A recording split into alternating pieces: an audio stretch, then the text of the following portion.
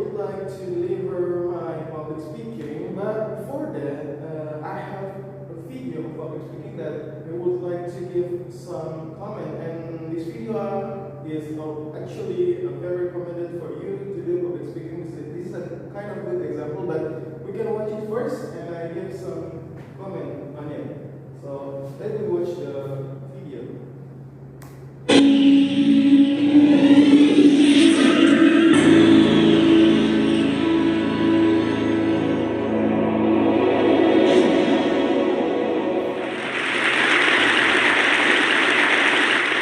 A few years ago, I felt like I was stuck in a rut. So I decided to follow in the footsteps of the great American philosopher, Morgan Spurlock, and try something new for 30 days. The idea is actually pretty simple. Think about something you've always wanted to add to your life and try it for the next 30 days. It turns out 30 days is just about the right amount of time to add a new habit or subtract a habit, like watching the news, from your life. There's a few things that I learned while doing these 30-day challenges. The first was, instead of the months flying by forgotten, the time was much more memorable. This was part of a challenge I did to take a picture every day for a month, and I remember exactly where I was and what I was doing that day. I also noticed that as I started to do more and harder 30-day challenges, my self-confidence grew. I went from desk-dwelling computer nerd to the kind of guy who bikes to work for fun. Even last year, I ended up hiking up Mount Kilimanjaro, the highest mountain in Africa. I would never have been that adventurous before I started my 30-day challenges. I also figured out that if you really want something badly enough, you can do anything for 30 days. Have you ever wanted to write a novel? Every November, tens of thousands of people try to write their own 50,000-word novel from scratch in 30 days.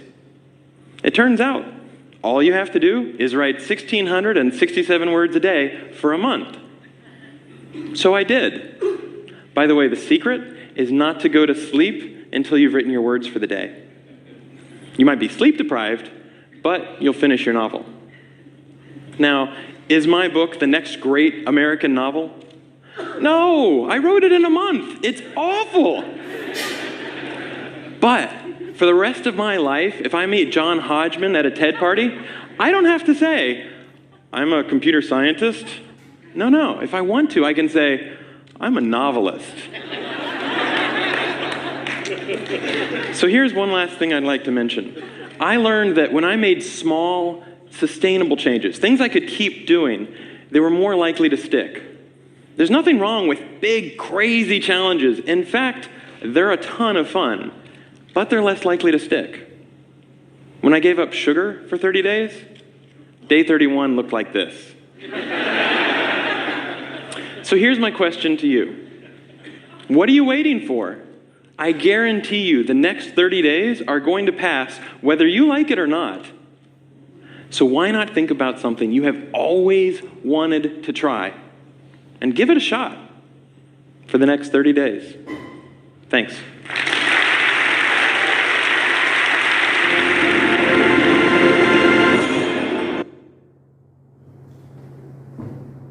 Okay, that's the video that we have watched.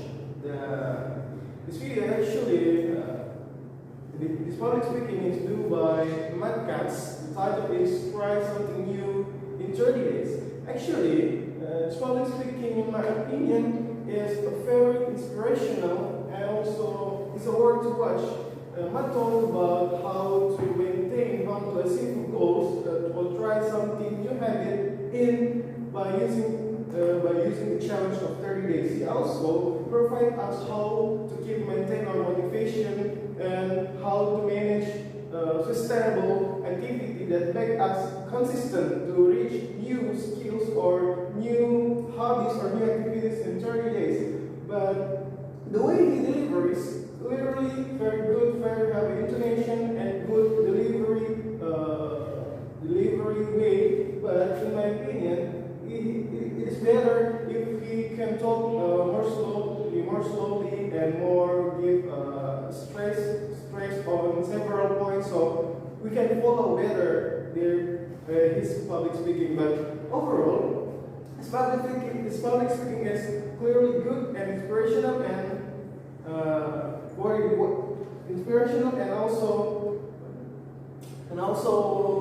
inspirational and very good in the way of the delivery. And it's a good example of doing public speaking. And all of the point is manageable from the first to the second, and nonetheless, conclusion is very good delivered. I think that's my comment. Thank you for your watching, and we will move into my speech. Today, I want to talk to you about something that most of us struggle in our daily basis. So what's that? So you can see names here. So today I'm going to talk about the power of procrastination. Next. So the power of procrastination. What is actually procrastination is?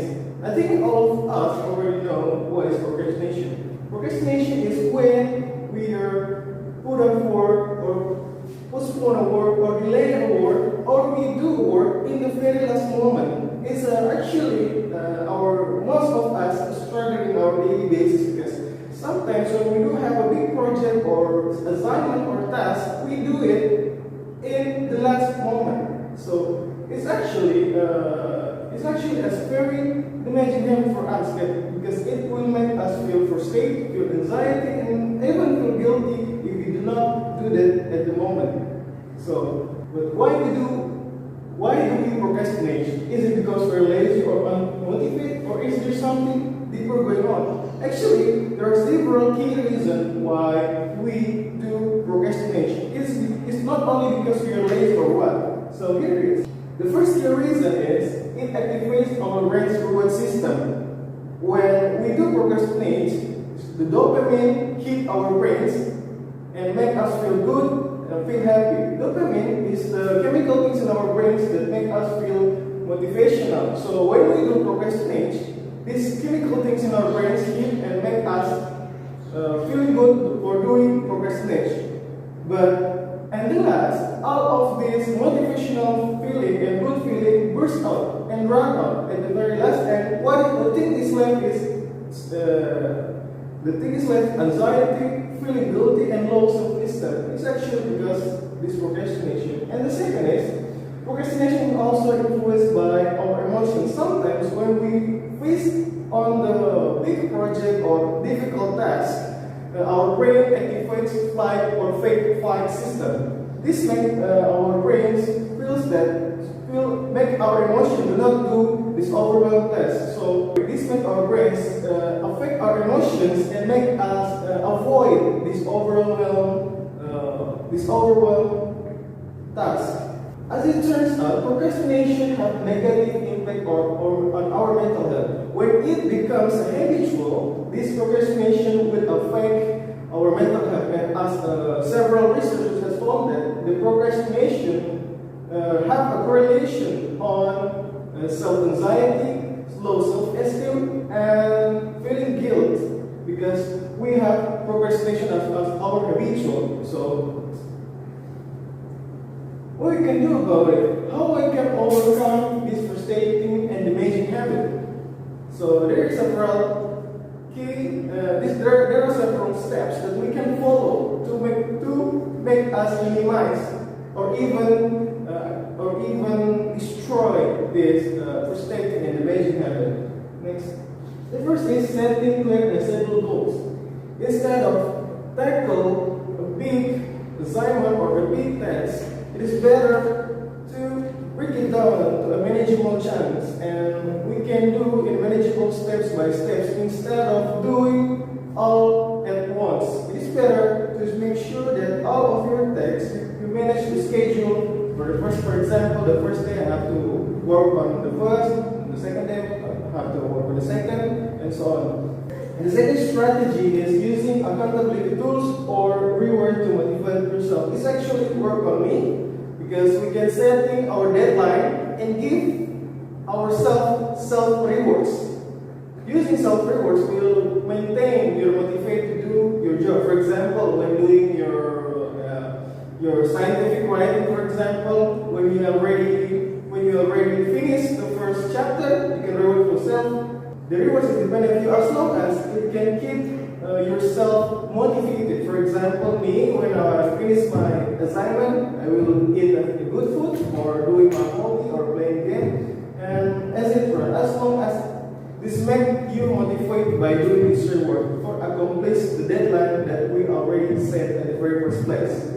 Finally, don't worry. Actually, you are not alone to do procrastination. Many of people struggle with this kind of problem. Even most of successful people are several of successful people are the chronic procrastinator. For example, Keguruan is one of the most successful person that can tackle this procrastination habit and have sold her Harry Potter books for around 100 million copies. This is one example of the one who do chronic procrastination. And another successful people, you know that Mozart is one of the people that do procrastination. For example, he write the overture at the night before the premiere in the morning with Giovanni. In conclusion, procrastination is a common problem that can have serious consequences for us. But you already know that there is something behind that. It's actually there is a science behind that why we do procrastination. And I already give you some tips to avoid this procrastination. Using appropriate strategy will help us to overcome this kind of our daily basis problem. Finally, hope we can break this frustrating habit and achieve all growth. At the end, thank you very much for listening. Hope you find this topic interesting or some mistakes. That's all. Thank you very much for your kind attention. Assalamualaikum warahmatullahi wabarakatuh.